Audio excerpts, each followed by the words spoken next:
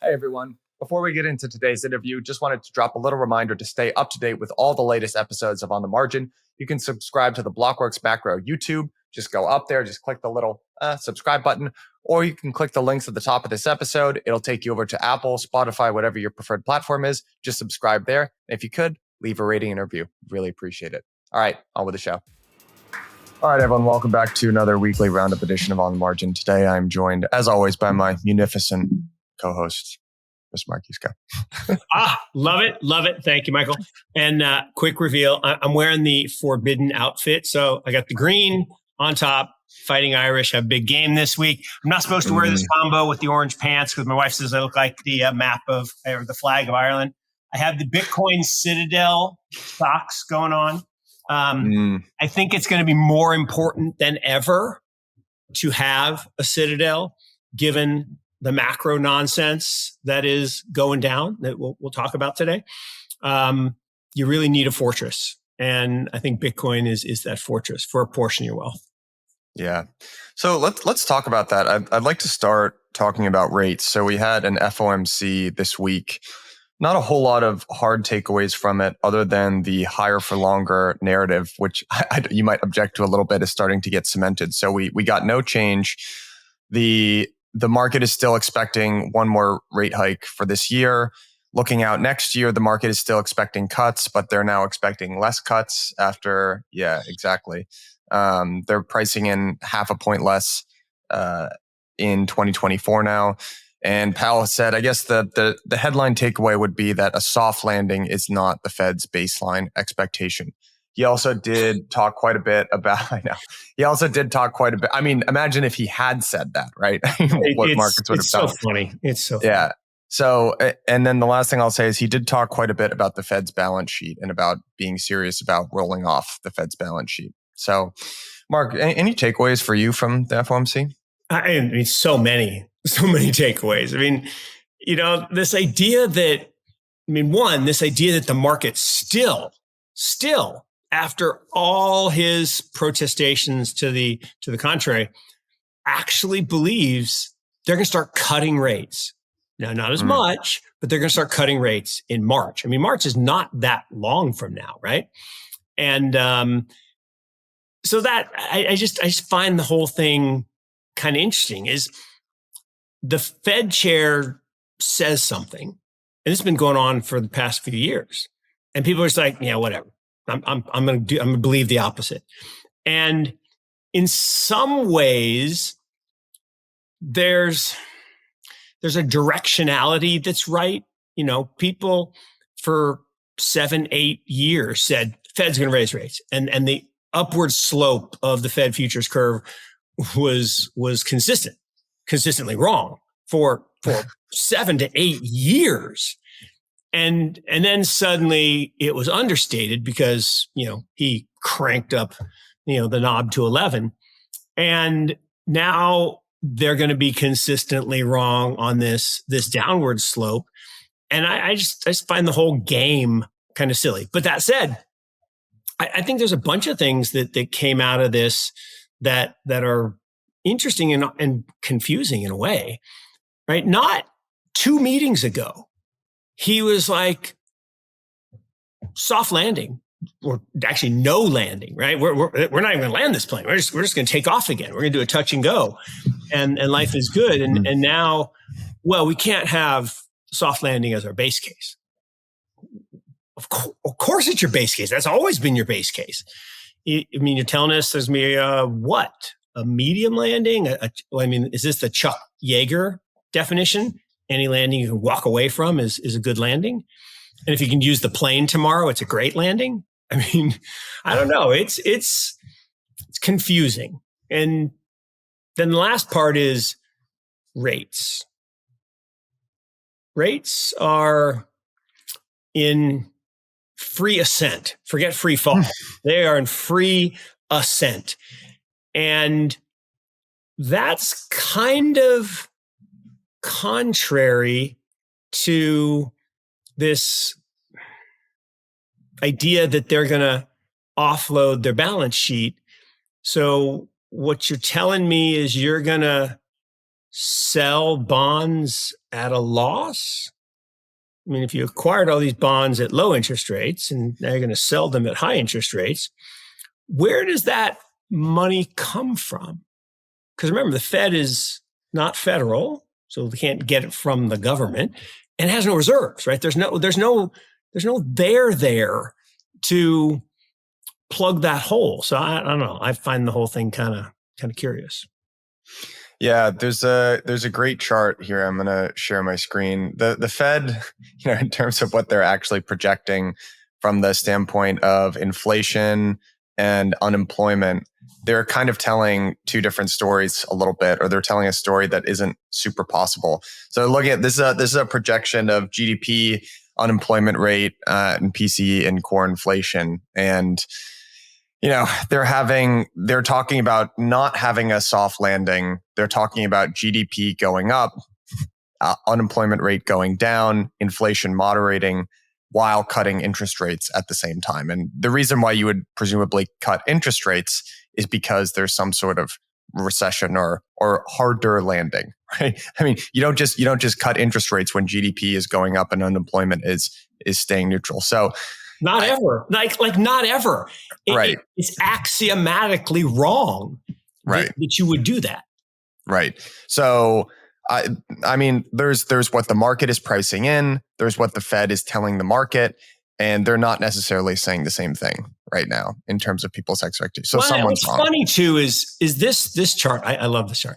The FOMC projections. I talk about this all the time. They are a group, actually a very large group, of very highly educated people, like dozens and dozens of PhDs, like really highly educated people. And they've been making these forecasts of both GDP and inflation quarter by quarter for, I can't remember the number of years, but it's like 15, 18 years, whatever it is. And they are over. They remain over. Like 268 or 266, I lost track. That's just not possible, right? I could flip a coin and be right half the time. Right. These guys are crafting a narrative that obviously has political agendas. We'll go into a very interesting political agenda that someone tweeted at me last night that I think has some legs with regard to China. I don't know. I just don't understand why you put out stuff that just makes you look stupid every single quarter. Well, isn't it? I mean, they're not explicitly, I think if you ask them, trying to predict things. This is part of their forward guidance. It says economic projections. I know. But they have this policy of forward guidance, right? Where when they put out the projections, their aim is that they influence the market, and they know they can't 100% completely control the market, but I think they're trying to drag it in one way or another directionally. Is that not? You know what? Okay, so they're the Weston High School wrestling, philosophy, where the head goes, the body follows. Right? That was my coach from Weston High School years ago. So what you're saying is they're pushing the head, and then you can't push it all the way or it'll pop off. So you got to just push it in the direction that you, I'll take it. This is how I sort of think about it. When I used to do consulting, one of our projects that we would do very consistently is we would help people purchase steel, like large buyers of steel. And one of the ways that we would do that is we would use benchmarks. So when we're pitching a new client, we'd say, hey, this is what you're paying for steel, and here is like the baseline rate. And there would always be savings there, right? So I would get asked sometimes to help with a pitch. Hey, can you come up with a benchmark for steel price, or where they land? And if I came up with something that was accurate but a little off, hey, could you actually make it so that it looks like they're paying about 15 to 20% too much? I was like, why don't we just start from there? I could save all the work of actually building this bottoms up. Consulting was just like accounting. There's the famous joke of the guys interviewing accountants. He interviews the first one. What's 2 plus 2? 4. Okay, you're out. Thank you. Second guy comes in. What's 2 plus 2? 4. Okay, you're out. Third gal comes in and says, what's 2 plus 2? Says, what number do you want it to be? you're hired. You're hired. Yeah. Yeah. So I love it. The consulting is the same. What number were you thinking? Yes. I can validate that for you. I can corroborate that story. I'm being a little bit harsh on consulting here. There is an element. No, you can't be too harsh on consulting. I'm sorry. I'm sorry. I have more insight than most because I'm old and I've been around and I have friends that have been consultants, and my daughter works for my daughter-in-law works for a very large, recently bankrupt utility. And she's actually on the strategy group. So she's on the internal strategy group. She does not get paid what the McKinsey, et cetera, people are getting paid by this bankrupt company. And she's like, wait a second, I'm the one that does the work. I gather the data. I give it to them. They give us back what the CEO asks for, which is different than what we actually know. And then they charge us millions, plural, of dollars. That is an amazing gig. And that's why, McKinsey has such a huge family office and they pay their consultants really well. So it's a good gig. But anyway. It's a phenomenal gig. If you, at its most charitable, consulting is a group of extremely intelligent people. It's like variable rate, very high quality labor that you can bring on at any one given point. At its worst or its least charitable interpretation, it's a really expensive insurance policy for executives to push something that they wanted to do. It's the old saying, no one ever got fired for hiring McKinsey. That is it. That is what it is. It is an expensive insurance policy. Actually, it's a ticket to grift, but we won't go there. It's complicated. I don't want to derail us too much here, but overall, it's. I think everyone right now is a little bit undecided. I consume a lot of content. I listen to a lot. Read a lot of forecasts. I mean, people are dead split down the middle here in terms of.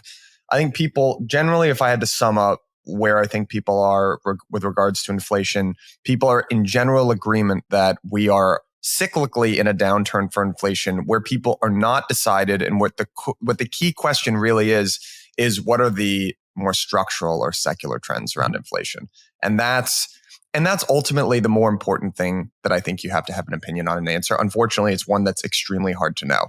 Oh no, that was easy. See, that's what's so funny, right? The stuff that's super easy is what people just wring their hands and have some consternation about. Long-term secular trends are so simple. It's just demographics. Count the number of young people. If it's a really high number, you'll have secularly rising inflation. Why is that? Well, because young people are not productive and they're not very efficient and they have to be trained. Well, how do you train them? Well, you have to borrow from your customers in the form of higher prices to train those workers. And that's why if you look around the world at countries and regions with high levels of youth, they have high inflation. Now, the other secular inflation indicator is dictatorship. So when you have dictators, you can get high inflation. So think Argentina.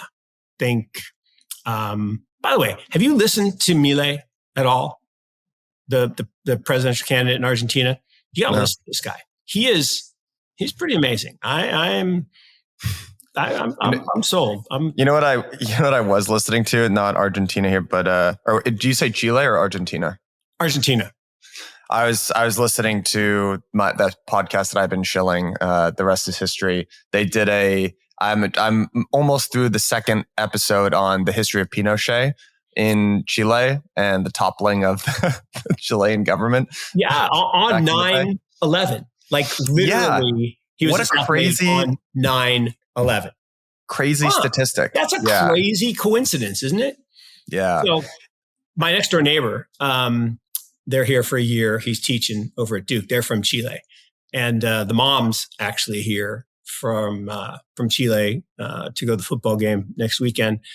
And I'm tempted to go over there. And can tell me about, 'cause I have a lot of curiosity about these, dictator stories over the years. Now that was a generation before her, but still she would have heard it from her parents.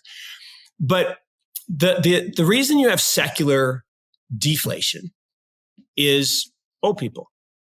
And look, it is a fact that every single day for the next 13 years, something like that, 10,000 people will turn 65 in the United States, and another 10,000 will turn 65 in Europe.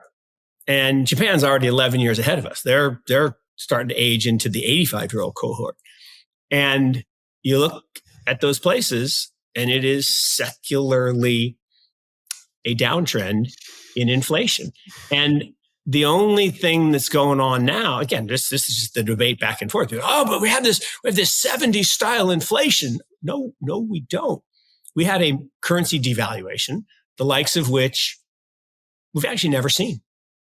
Right? Think about that. The United States had a currency devaluation we've just never seen. We printed half the money in the history of the Republic in 18 months. And now the chairman is like, shit, that was too much. I gotta claw some of that back.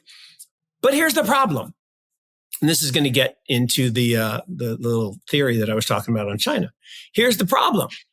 How exactly, Jerome, are you going to reduce your balance sheet?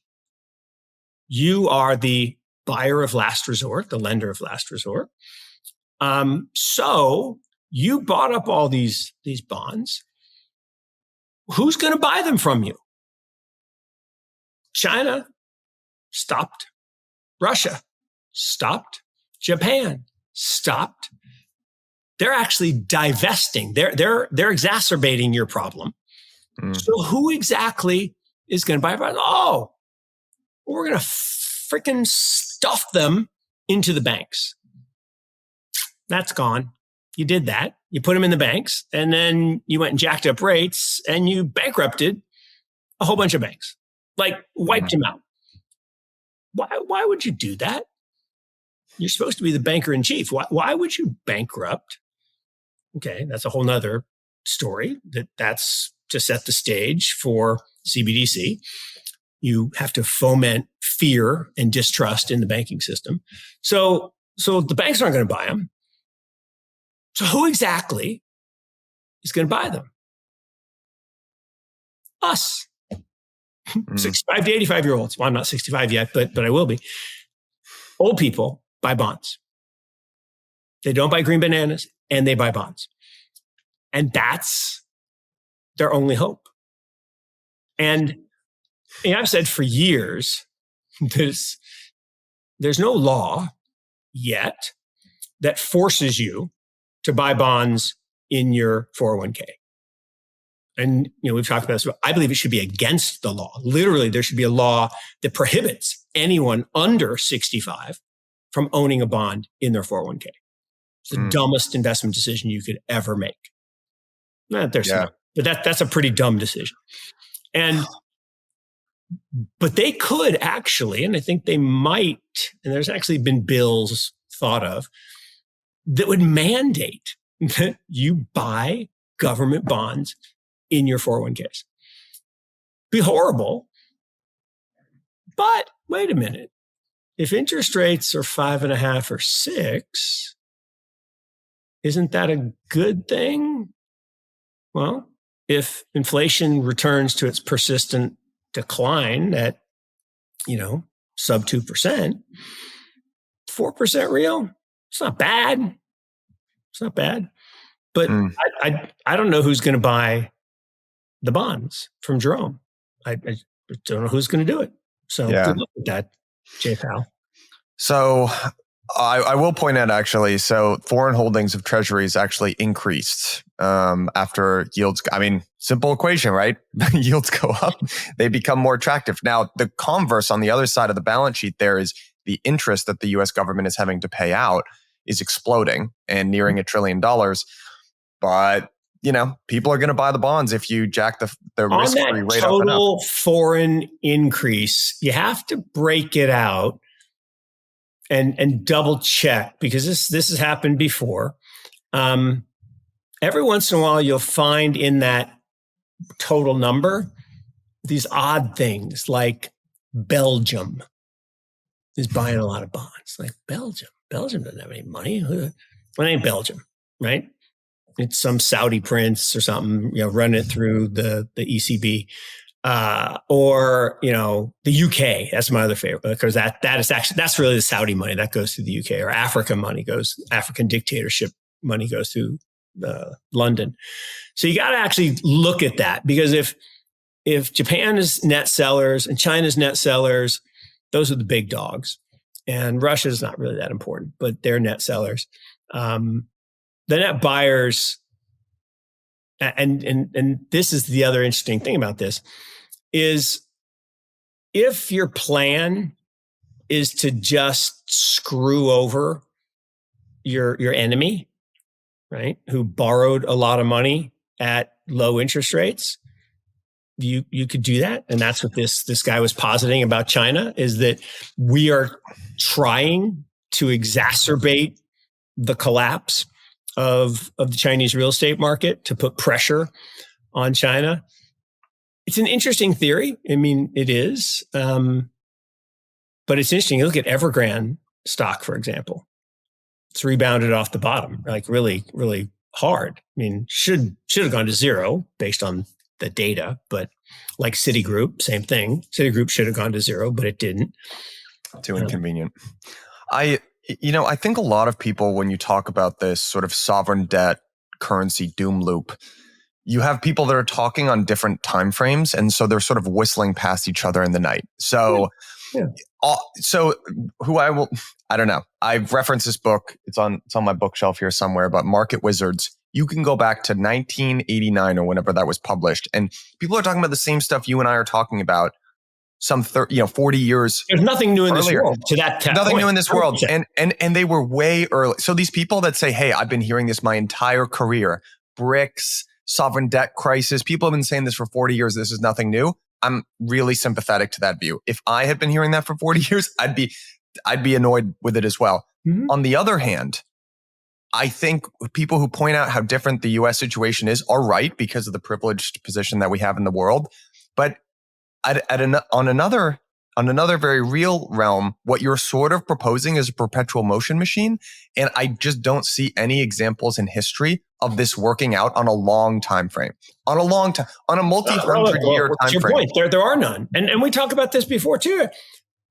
In the history of the world, there have been 775 paper currencies. Yeah. Right? 3/4 don't exist. Like, they're gone. I mean, there are countries that have come and gone. There are governments that have come and gone. There are regimes. And you think, look, just this country, we had Confederate dollars gone, right? Yeah. We had Texas dollars. Texas had their own money for a period of almost 20 years, gone. So it does happen that you get these periods, but I love your choice of word there, perpetual motion machine. I mean, it doesn't work, and the point that no one's talking about, I don't know why they're not talking about it, is the interest burden. The interest burden of the U.S. government is reaching a level where it really is unattainable, let alone unsustainable. It's unattainable because government tax receipts are actually falling. See, this is the weird thing, right? If we're in this expansion that everybody's talking about, normally tax receipts go up. And that makes sense, right? If companies are doing better and individuals are doing better and everybody's spending money and buying stuff, then tax receipts go up. Mm-hmm. But why are tax receipts going down? What are they going down relative to? Because there was a crazy peak, I would guess, in 2021 when we turned on the infinite money tap. So is it going down relative to the prior trend or going down relative to 21? It's going down absolutely. And it actually, I believe, is negative. Like, I think it's a year-over-year change chart. And to your point, there was a spike where they went up because people, were giving back the money that the government gave to them, so to speak. But now it's absolutely collapsing. And I think it's the third fastest decline. Again, you can go back to the previous really bad recessions, 73, I think it was 73, 83, 94, maybe 73, 84, 94, 2001, which wasn't really that bad. That was a mini one. And then 2008. And I think the Kings are 73 and 2008. And I think this one is like in third place. So that is weird, right? That's just anomalous. And Kirill Sokolov, who's one of my favorite people on Kirill's great. Right? Yeah, 13D research. I mean, I love the guy. He's amazing, right? He's just a really interesting person, really interesting, and he's a seer. And he says, look, I spend all my time on the anomalies, right? If it's observable and it's normal or observable and on trend, whatever. Let someone else spend their time. What's going on, everybody? Thank you for listening to On the Margin. I just wanted to take a quick moment to let you know about a very special offer that we have coming out of Blockworks Research. Now, many of you will probably be familiar with our platform, but Blockworks Research is the most blue chip spot to get research, data, governance, models, and a whole lot more about the leading DeFi protocols in the space. I've leaned on our analysts time and time again to explain complicated concepts going on in DeFi to me like I'm 5 years old. They can do the same for you. If you invest in DeFi or are just interested in it, it is an absolute no-brainer. As a listener of On the Margin, and to say thank you all for listening to the show, you can use Margin 10 for a 10% discount, and that gives you access to everything, which would be weekly in-depth reports, live data, all of that good stuff. So again, that's code Margin 10 for a 10% discount. Link is in the show notes. Sign up now. Thank you later. I want the anomalies. Give me the anomalies. Give me the things that don't make sense. And, it's an anomaly. The government tax receipts are declining during a quote unquote expansion. It's an anomaly that you could have GDP rising, interest rates rising, and the Fed cutting. That would be a massive anomaly. So that one has but that's what they're projecting. Yeah, I want to zoom in a little bit and talk more about the impact and what the market is thinking about some of these changes in rates. So just looking at a couple of different measures, I'm just going to share my screen and I'm going to give credit to the Daily Shot. You guys are the best. Whoever puts together these newsletters, you really do assemble a lot of really good information. All right, so let's just walk through some of the immediate reaction here to what happened at the FOMC. So basically the headlines, right, in the Wall Street Journal and Bloomberg's of the world, et cetera, were higher for longer. The market is digesting that. Markets were down. The S&P was down just under 1%. NASDAQ was down about 1.5%. Who knows? That's a pretty moderate move. I guess we'll see. The VIX, while it's still historically pretty low, it did jump a little bit. Same with credit spreads. Again, credit spreads low. Don't mean to suggest that they're anywhere near a place where we'd be concerned about that, but they did jump after the FOMC. Where I think it is pretty interesting is the yield curve here, which is, so 2-year Treasury hit a high since 2006, right? So just over 5%, 5.18%. The 10-year as well. This chart is. Has there ever been a better cup and handle chart in history? I mean, look at that thing. It's the cup and the handle. I mean, yeah, that's pretty beautiful. And the 10-year as well. These numbers are just a little bit outdated, by the way. So it already did the 10-year kissed and just went above 4.5%. Got to give a shout out to Nick Glinsman, who called that very accurately on an episode of On the Margin about a month and a half ago. I think just a couple of other things to be aware of is real yields are also climbing. Yeah, and I've heard this sort of theory that, well, why the Fed has been raising rates? Why is nothing broken? That's amazing. And partially, we have had negative for a long time. When the Fed was raising rates, we still had negative real yield. So we've been in positive real yield territory for some period of time, not a super long period of time, but that could help explain things. And then finally, we've got the dollar on a 10th weekly gain. We had Brent Johnson on the program talking about where he thinks the dollar is moving this week. So I don't know, Mark, relatively muted reactions. I guess you do have the beginnings forming of sort of a more risk off narrative here, right? Dollar up, yields up, term premia are compressing. What do you look, think? It's a shit show. The opposite of this show, right? This is a great show. Much better than that other show that Blockworks has. I can't remember the name of it. I don't even remember. We won't talk about it. Yeah. But as long as we beat them, I'm happy. So look, we are on track to have the first back-to-back losses in the U.S. bond market in history.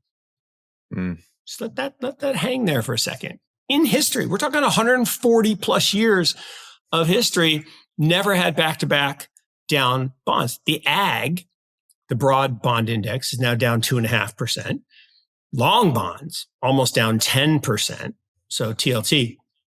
Here's the interesting thing, though. So gold, we had this amazing panel, and you got to give us more time, by the way. That's my only complaint. Only complaint about permissionless, which was amazing, unbelievably amazing. But I could listen to Urian for 40 minutes, and I could listen to Jim for 40 minutes. And I'm just there for, to increase the age cohort. But we should have at least had 80 minutes. No, I'm just kidding around. I know you got to fit a lot of stuff in. But, Urian talked about this thing that, real yields are usually good for gold. Gold's still being spoofed. I mean, it's basically flatlined. It's up about 5%, but it's basically been up 5% since almost the first week of the year. Bitcoin. Bitcoin's up a lot, like a lot. So that's interesting. And if you bought it in the only way you can buy it as an individual investor directly on the exchange, GBTC, you made a lot. It's up 120% because the discount is closing, because people realize there's a chance, I don't think a high chance, but there's a chance that gets converted to an ETF and that discount goes away. But here's the problem. NVIDIA is down 20%. 20% in the last 4 or 5 weeks. That's a lot. And those people that, bought on the AI-induced euphoria, they're going to lose a lot of money. Amazon has been just getting pounded here. It went up a lot, and it's up a lot for the year, but in the last 3-4 days, it's just getting pounded.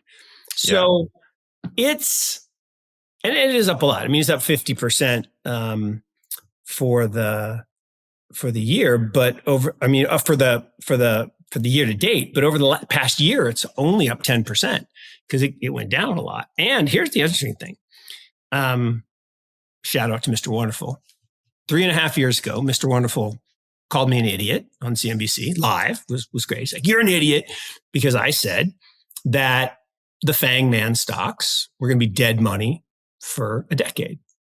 Facebook, Amazon, Netflix, et cetera. We're going to be dead money for a decade. And I'm just 1/3 of the way through. We're 3.5 years through.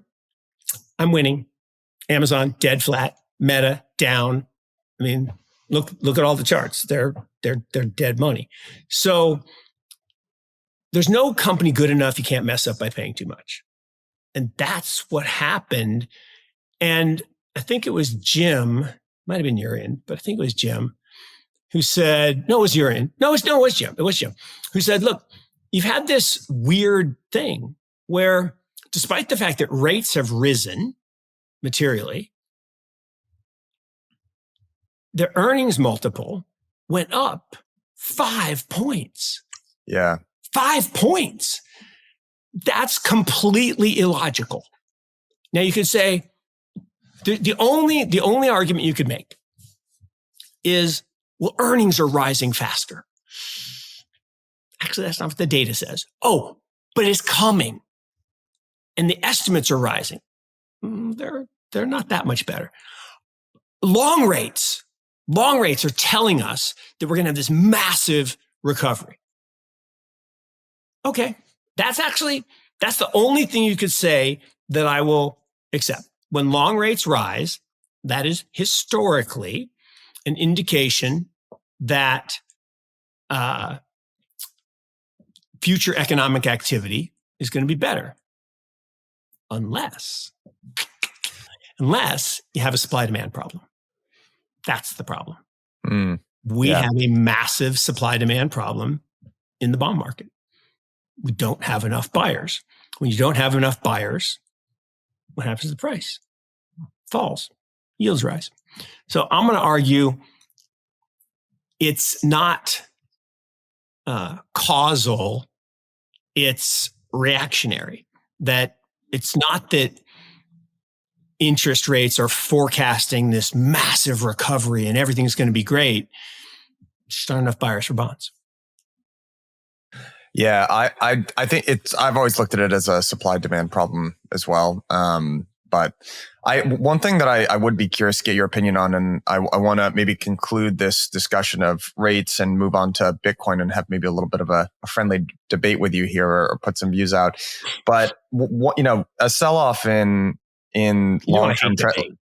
I'm a nerd. I was captain of my debate team in high school. I've been told, people have told me many times throughout my life, well, you think you're right. And it's like, of course I think I'm right. That's life. Why would I say something if I didn't think I was right? I mean, convince me that I'm wrong. Let's have a dialogue and debate in search of truth. In fact, it's funny because my 12-year-old kind of reminds me of you in many ways, right? He's very bright, very energetic, but he actually made us buy the other day a game called Debatable. You should buy it. And it's basically these little cards that have two views, and you're supposed to debate, and then people judge, and then you change roles. And so we did it the other night, and it was hilarious. So it was my son versus me, so a 12-year-old versus me, and my wife is the judge. That just did not go well because she went with him every time. I'm like, no, I clearly won that debate. I'm sure she might have been a little biased there. But Mark, if you had to guess, so TLT, by the way, is an iShares ETF that tracks 20 bonds that are 20 years plus in duration. You want to guess what the peak to trough drawdown is on the TLT? Oh, this year? 21%. I'm not. Well, I was looking just over, like, since it started declining in 2021. Oh, okay. Since it started declining, it's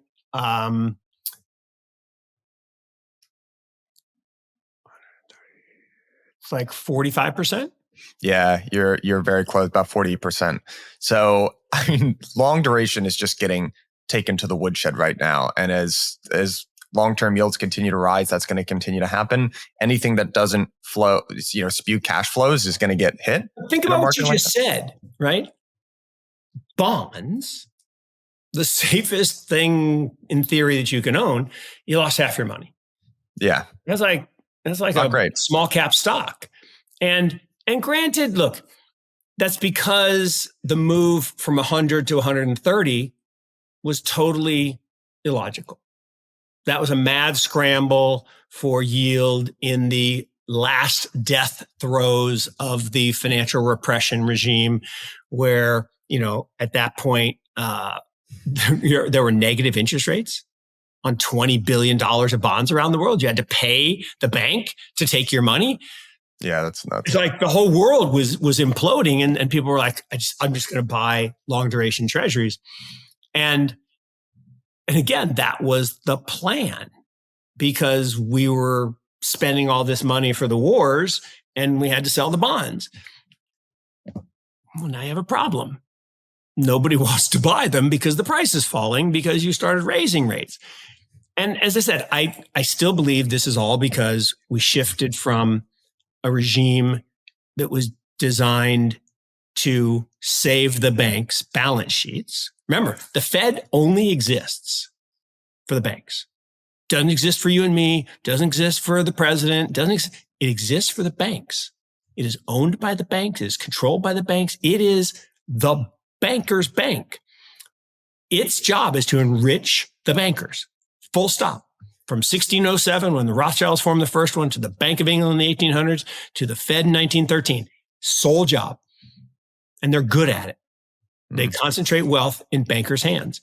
So they had to bail out the banks after the 2008 debacle. Okay. Had to get the balance sheets fixed. Well, then it's time to make money again. So we've got to expand the NIMs. So let's raise rates. And they don't give a shit about all the other collateral damage. It's like this war on China.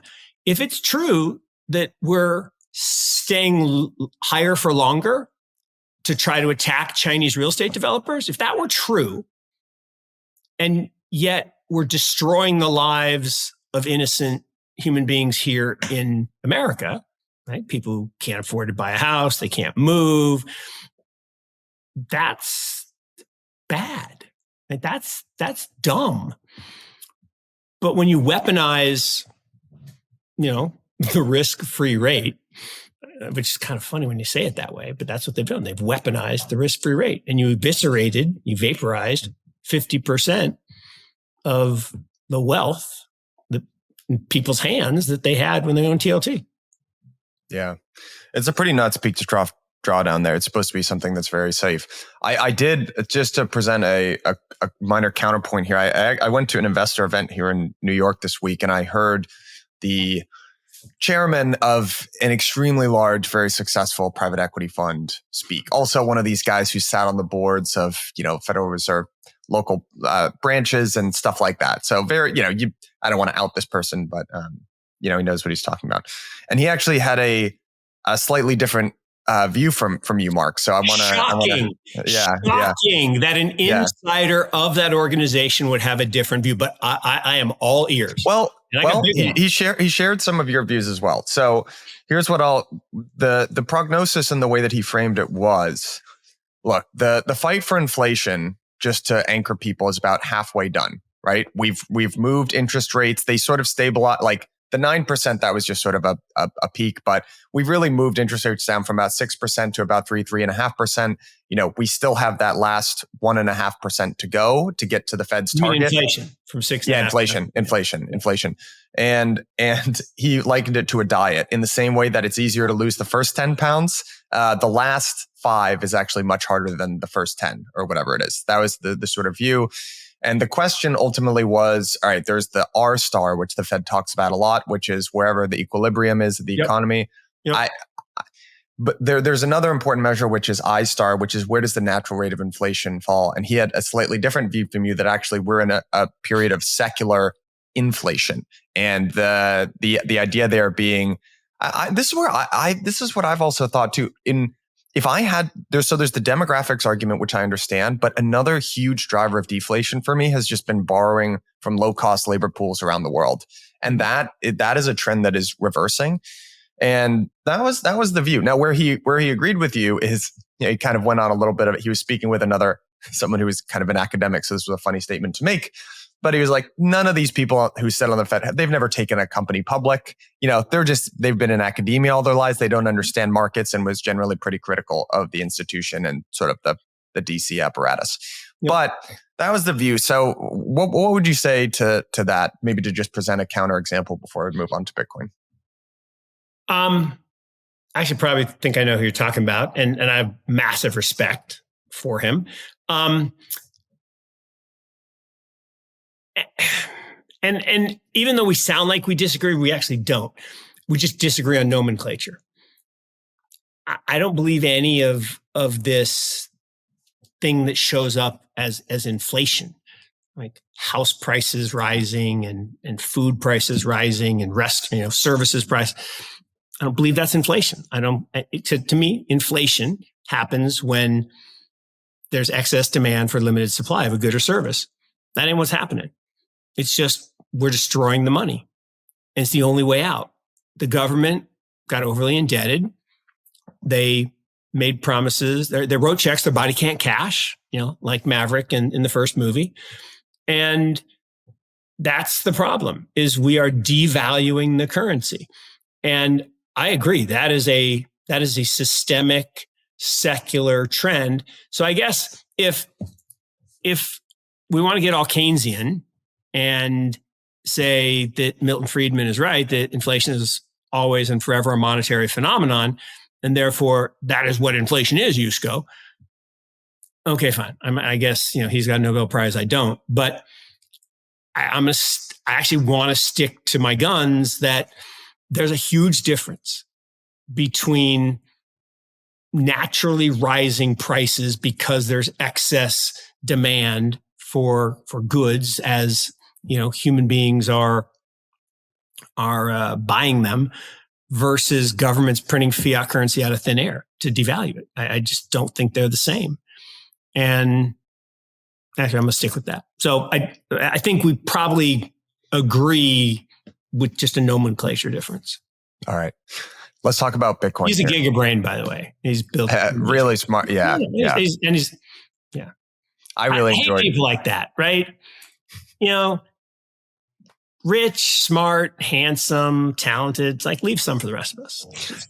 I have a sort of a heuristic that I've developed actually over the years of interviewing lots of people and talking to some of these people. And it's very tempting to think that some people will get on programs and they'll sound like a gigabrain, right? There's all these complicated models and theories, and you're like struggling to listen and understand.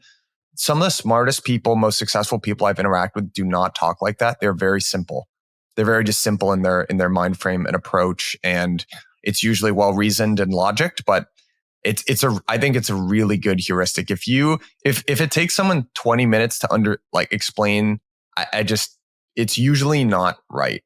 I don't think. No, look, if you can't explain it literally so a fifth grader can understand it, then you don't understand it yourself. And to your point, the people, and again, I've been very lucky, right? I had a job for 30 plus years before I became a venture capitalist that I got paid to talk to the smartest people in the world. Like multiple Nobel laureates who managed money, and the smartest gigabrains at Goldman Sachs and every other massive firm.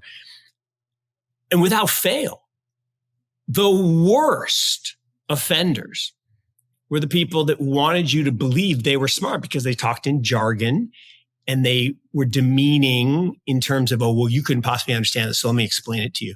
And then they don't explain it. They just talk more jargon. And I won't out him either, but there was a very famous Nobel laureate who was always super tan. That was the worst. I mean, this guy was just so horrible about this. And it's like, dude, you actually sound dumb. You get to a point where there's just so much blather coming out. You just sound dumb. And there was a woman, I think I've talked about her before, that was a manager for Yale. It was like her thing. She would go until she broke you, until you just finally said, I just don't understand. She's like, I win. Like, no, you lost because now I'm not investing because you're an idiot. But yeah, they're the smartest people in the world. They sound like they're talking to a fifth grader, their friend or the kids, Yeah. And I don't mean fifth grader like talking down to you. They're just, anyone could understand it. Yeah, I agree. And the highest compliment I ever get, and I don't want to pat myself on the back, but it literally just happened to me, is I was giving a talk at a thing called the Bull City Summit, right? Trying to be South by Southwest here in North Carolina. And we got a long way to go. But it was a fun event. And this, one of the guys who was the setup crew came up to me and said, I really enjoyed that. Like, that's awesome. That's great. That's what it's all about. Because he's not in the business. He wasn't there to listen to the talk. He was there to set up these giant, things. And so yeah, I could understand that. And that's good because that's what it's all about. I agree. All right, I want to get into talking a little bit about Bitcoin here, and this is going to be a little bit of a debate. And some folks are probably going to be aware of this debate. Some folks are going to be less aware of this debate. And I want to just caveat this by again saying I'm a huge fan of Bitcoin. It is still the thing that I own the most of. I am a huge, and I come at this from the standpoint of a supporter. None of these networks within crypto are perfect. Every one He's of them. coming at it from a place of love, y'all. I'm coming at it from a place of love and genuine understanding. So there is an emerging debate within Bitcoins. It's actually not an emerging debate that's been going on for years, but it is starting to reach a more mainstream audience, which is something that's broadly called the security budget debate within Bitcoin. So for those who are maybe not as in the weeds of how Bitcoin secures itself, there are two ways that miners make money within Bitcoin. There's something called a block subsidy, which is the Bitcoin inflation schedule. And then there are transaction costs. So miners get a percentage for you can basically pay to there's a variable fee that you as a user can pay. It's basically a tip to miners to include your transaction quicker. So, some of that those fees will go to miners. So the important thing I think to understand is that the vast majority today of what miners get paid for validating the network is not from transactions. It's from the block subsidy, rewards. Which is the block rewards. Over time, this is what a halving is. Those block rewards are getting cut in half to a point where I think in 2140 there are going to be no more block rewards. Mm-hmm. This is a problem because if transaction fees haven't gone up enough to compensate miners in that period of time, then miners will stop validating the network, and then Bitcoin could theoretically die at that point or become very insecure to an attack. Now, the mental framing that I would lay out for folks is hash power is sort of a proxy for miners have to commit collateral in the form of computing equipment in order to validate the network. They are putting up expensive collateral in the form of computing equipment. The fact that they're able to process these intense computational efforts is proof to the network that they've expended a certain amount of money and they're getting paid for that service. Yep. That is the model. Now, for me, when you talk about something like the security budget, that is the total amount that miners are getting paid. And if that goes down and down and down, then the network becomes less and less secure. So the question is, how do we deal with that? I'm thinking about it this week, actually, because Nick Carter, someone sniped like a photo of him. He's been talking about this debate for years. So hilarious. And he's like, this is a problem. And here are some of the solutions. The solution that people really don't like, but I would argue is on the table, is creating tail emissions, which would actually break the 21 million hard cap supply of Bitcoin, but it would ensure a larger security budget for miners and arguably keep the network safer. So Mark, what do you think about when we're talking, what is your viewpoint on this debate? I'm probably still in the market will adjust in time, right? We have 120 years to adjust, but that's not forever. So I feel like the market will adjust. That's the summary. The meat, we're going to need a whole nother show because there's a whole bunch of factors that are unknowable and are going to be interesting to watch. So one is the compute itself. The computing power changes, right? You could do it on your laptop in 2009, literally, and then you need a desktop, and then you needed a bigger server blade, and then you needed a GPU, or, kind of powerful system, not GPUs. GPUs are for ETH, but you needed a more specific system, and then they created these ASICs. Well, okay, so the computing power has to grow, and as computing power evolves, historically, the cost has come down.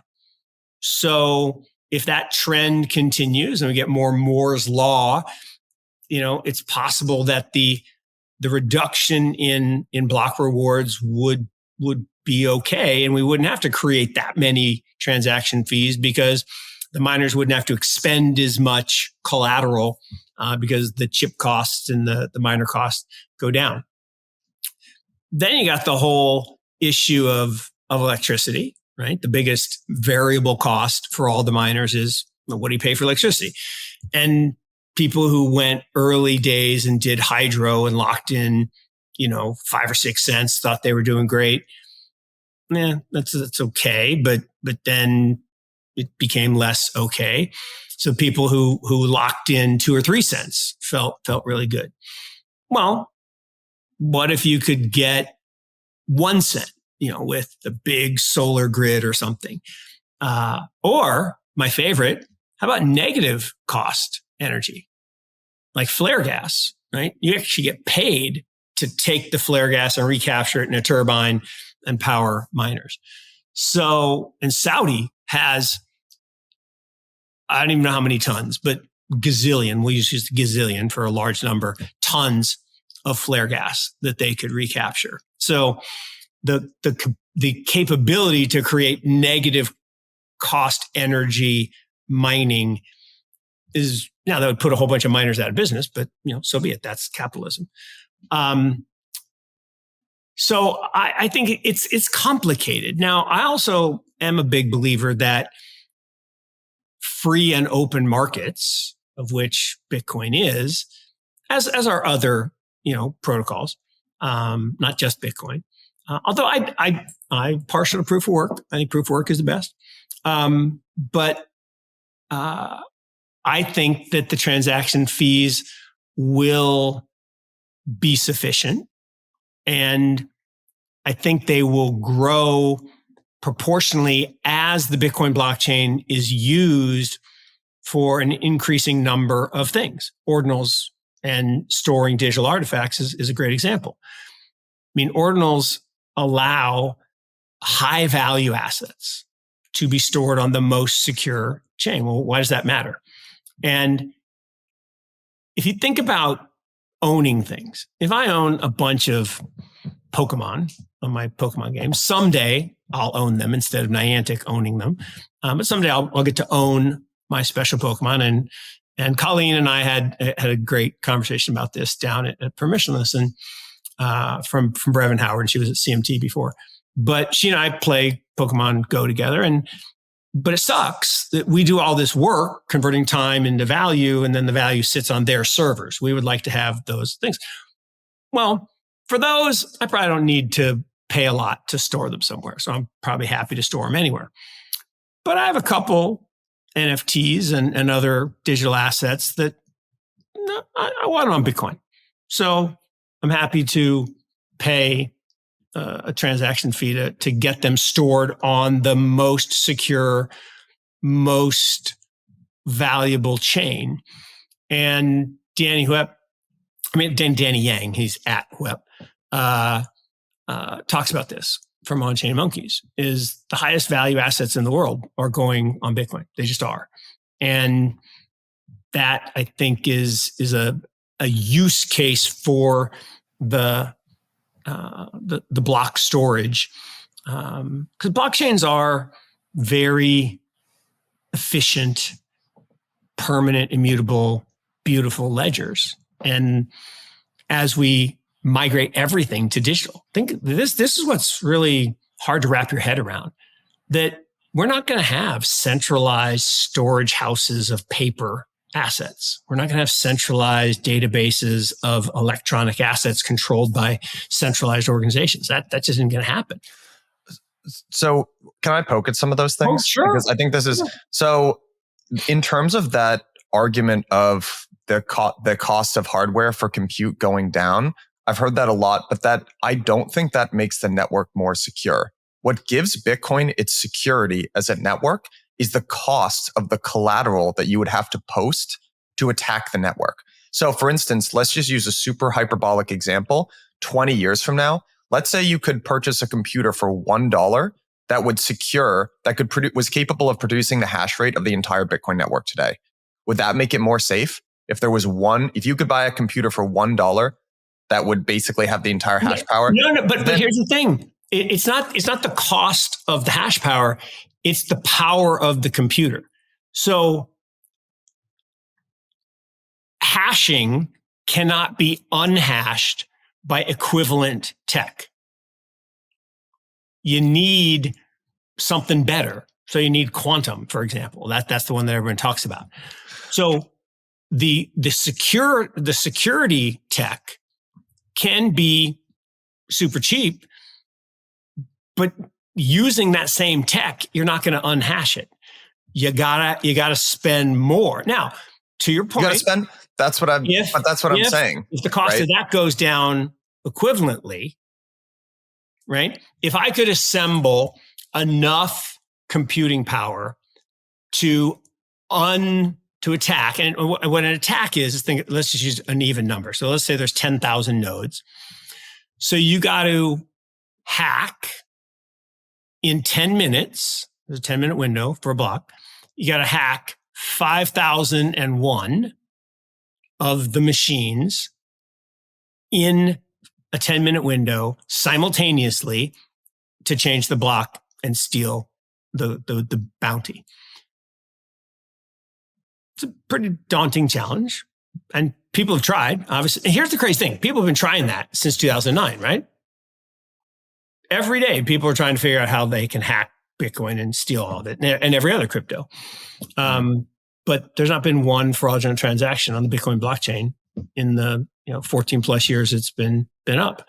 So I hear you, but and maybe this is where I'm wrong. I don't think you can use the same compute to unlock the cryptography.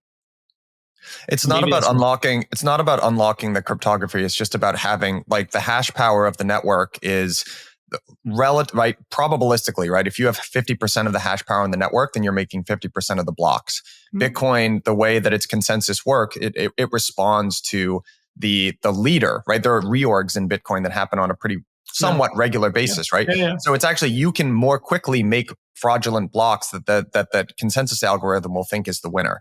And overall, like, just staying out of the weeds for a second, like, overall, it's the security budget is what the Bitcoin network pays out to its miners relative to the collateral that you've posted.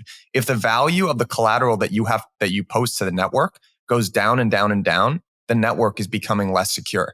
Now, the other thing is, people talk about the difficulty adjustment. Bitcoin has this really elegant structure built into it, where when the hash power decreases, which is the overall amount of collateral and compute that is going towards the network, they make it easier to mine a block. So the argument, and this is the way that it's worked forever, is that when the hash power of the network goes down and the amount of collateral that is securing the network goes down, they make it easier to mine blocks, and that brings on more compute, more hash power. The network is more secure. The thing is, overall, just imagine there's this, like, pool of rewards, which is largely coming from the block subsidy today, and it's being split amongst this network of computers all over. Yep. What the difficulty adjustment can do is dynamically adjust how many computers that reward is being spread across, but it cannot impact the size of the overall pool. So if that pool is going down, down, and down, the difficulty adjustment is not a long-term solve for that. The other thing, because I also am very, very bullish on ordinals, but let me just show you a chart here. So ordinals, when they launched, the inscriptions, the amount of inscriptions over time has been going up, but the amount of fees that got paid are basically peaked and have been staying consistently relatively low. Yeah. And the reason for that is because ordinals originally generated fees because there was sort of this, like, you see this in NFT manias in Ethereum. People think the value is going to go up. People pay a lot to get in early. So you're tipping the block builders, who are the miners, to go first. Now there's less of FOMO. So people are like, yeah, you know what? I'll just wait a couple blocks. I don't really feel like tipping, and that's fine. So they're not really although they are filling up. There should be a chart here somewhere of the amount of the block space on Bitcoin has been much more full. Yeah. But and a large part of that is due to ordinals, but it is not generating more transactions fees. It's generating some more transaction fees. Yeah, but not as more as you'd like to see. So no, that's fair. But we're early, right? And I think having this debate is really important, and having the discussion is really important. Now, the punchline, right, where I think you and I probably differ, and again, differences. If two people always have the same opinion, one is unnecessary. And I like hanging out with you, so we can't agree all the time. That's true. So I don't think there's any need to ever even consider changing the 21 million cap. You would argue that we should. I just in real time made a slight change to my view, which is probably heresy, and people will yell at me. But given that there are lost or stolen coins, I might be willing to say we could replace those, right? And keep it at 21 million. Always keep it at 21 million. I haven't really thought about that, but I just thought about it in real time. And, as Satoshi emailed about this in the early days, he said, consider them a gift to the community. Like, yeah, okay, fine. I don't love that. It's actually better than, like, if you lose paper money, it's gone. Unless somebody finds it, then it's a gift to them. But if it literally goes down the sewer and it's gone, you lost it. No one else gets it. Here, if it gets lost, theoretically, the total value gets spread over a smaller number, so the value goes up and everyone wins. I could be persuaded that adjusting the algorithm to go on until we get to 21 million. That, again, I'll have to think more about that, but that might be the only thing I might break my cap for. Yeah. Now, I've actually asked a couple of, I'm also keep in mind that I am not deep in this. I've only thought about it a little bit, but I have gone back and forth with, there's a guy, James Checkmate, who works over at Glassnode. I'll link these in the show notes, because I've been a little bit more curious about how the fee market actually works on Bitcoin and what people who would not be aligned with my way of thinking are thinking about this. And by the way, I don't even know if that's the right solution. There are alternative solutions, but Checkmate and Pierre Rochard also responded to me about something. So I'll link both of their responses in the show notes. What I still can't get over is, again, just like we got into some of the technicals here, and it's not super important. If you're a nerd and want to geek out on this stuff, that's great. But if you just want a very high level, like, this is my framework. The overall security budget, what makes Bitcoin secure is the cost of attacking the network, right? And what secures that is it's very expensive to post collateral in order to have an influence over the network. So as the cost of mining, actually, I don't think the hardware reduction actually makes the network more secure, because it actually lowers the cost for an attacker as well. Now, what could happen is, although transaction fees are relatively small today, the price of Bitcoin could go so high that that's still attractive for miners to secure the network.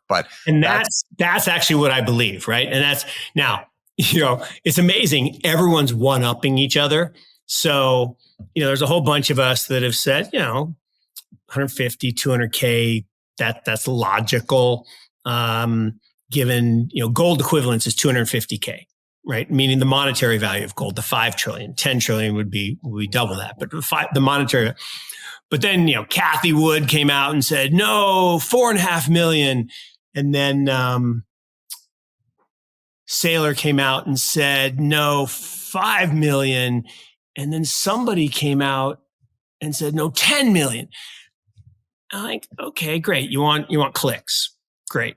But yeah, that is the solution, right? Is that to date, we've had this amazing phenomenon that every halving, what should happen, right, does happen. Meaning, when I say should, meaning if we have a certain number of miners that are paying a certain amount for electricity and machines, and suddenly the block rewards that they're getting gets cut in half of them are out of business, unless the price rises. And actually, what's happened in every previous halving, the price doubled. And then it went higher from there because people got FOMO and levered up, but the price actually doubled. So that's why I say if the Tim Peterson Metcalfe's model is 50K, or it's like 52 or 50, let's just use 50. If that's 50 and the halving occurs next April, that doubles the fair value to 100, and we have to migrate to 100. Well, then the next halving, right? Every halving up to this point has 10x the total value of the network. And so it adds a zero. So we went from 10 to 100, 100 to 1,000, 1,000 to 10,000, this one 10,000 to 100,000. The next one would be 100,000 to 1,000,000. That's a big number. Now, at some point, we'll change to Satoshis and we won't talk about $1 million. We'll talk about smaller amounts. But I do think it's an interesting thing. The thing that I still come back to on security, it's the genius of the code, which is the moment anyone does a 51% attack, the value disappears. So what you just stole, what you spent all that money on. Now, to your point, if I've spent billions to run the risk that the day after I do it, it goes to zero and I've stolen nothing of value, versus if I have to spend 10 grand, I might try that. And that's probably an extreme number, but if the price of compute keeps falling, your ability to try the 51% attack, to your point, does become doable for some actors. But I believe, and it's just my belief, the moment someone did that, the moment one block was wrong, it's done. And don't you think there'll be lots of even nation states? No incentive to steal. Well, what if your incentive was just that you wanted to see Bitcoin destroyed? Or like, let's envision a future. That's a different incentive. Let's envision a future, though, where there's a deep and liquid derivatives market, for instance, on CME, and you just short Bitcoin. So you perform a 51% attack, destroy people's confidence in it, and then just short. You know what? That sounds like a great James Bond movie, right? The guy that was short the airplanes, then he blew up the airplane. Yeah. Okay. It like a lot of this depends on if Bitcoin is successful to the degree that we talk about, and I hope that it will be as well. You would imagine incumbents will be even less pleased with it than it is today, namely the US. And it depends on the social sentiment, right? So the James Bond film that is my personal favorite, by the way. I know people will at me about this, but Casino Royale, I think, is my favorite James Bond movie. And the terrorist in that movie, Lashif, he goes short some airline stock and then plans a terrorism attack. Yes. Like that would be the most obvious thing in the world, right? You'd go immediately to jail, and that would be. But that would be, you could say that, well, if you perform a 51% attack on Bitcoin, that's market manipulation. If you've gone short, and that's illegal. But George Soros did something, again, a little dissimilar. People have very different worldviews around this. Remember, George controls everything, and he's listening to us. So I've criticized George on occasion. There's a Wikipedia page on this. It's Black Wednesday, right? He did something that he's sold the pound short. He just broke the back of, I forget. Broke the Bank of England. Broke the Bank of England. So all right, I'm going to leave you with one thing. I know we've got to hop. No, I'm going to leave you with this. It's making the rounds. And you and I have talked about this, that, when I first got into this in 2013, I Googled it. And one of the things that comes up when you type in Satoshi Nakamoto is Intelligence Central, because Nakamoto is the surname of families in the central provinces of China. Yeah. Of Japan. And Satoshi means intelligence. I'm like, that's way too close to CIA, NSA. Well, now this week, this new thing's going around. Tatsuki Okamoto, the director of cryptography at NTT, is cited in a paper written in 1996 by the NSA talking about creating a mine through electronic cash. Just something to think about for a while. So, to your point, if your goal were to destroy, and look, what the thing that got me nervous about that was wait a second, what if there's a back door? And what if the whole point was to take this rapidly failing currency, the dollar, and get everybody to convert it into this really cool thing that we control? And now this guy's named Tatsuki Okamoto. I mean, really? That's interesting. So. Yeah. Look, and I'll just end this by saying, I know people get really upset about this stuff. I also have been within the realm of, I've been in crypto for 6 years now, and I do get frustrated. It's impossible not to when you've explained the same line of reasoning to people that have unintelligent attacks. I think this you can say is really coming from a place of like, I really have a vested interest in wanting this problem to get solved. I'm not attacking Bitcoin here. But I think it's important to look, guys, if we can't question stuff, what are we doing here? So dialogue and debate in search of truth. So is all there is, Mike. I mean, yeah. The idea that you can't have dialogue and debate is insane. And the fact that you could say something that someone might disagree with and say, well, then you're dead to me. Really? It's that simple? Come on. This is the conversation we have to have. We have to have. And the last thing, just like the people who say the transactions are going to go up, so if you look at a chart, I couldn't find one in time, but transactions have been steady to down for a really long time. And the meme of HODL is not good for transactions. If you have a currency that you are just, look, I've had my Bitcoin for a while. I'll like buy more every now and again. And then it just sits there. It doesn't move. I'm not generating any transaction value for the network. The maxis have this problem. And you know who I'm talking to.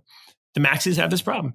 If you really believe that the only use of Bitcoin is HODL, and put it on a thumb drive and bury it in your backyard, we're done. We can all go home and do other stuff. We have that. I agree. It's called gold.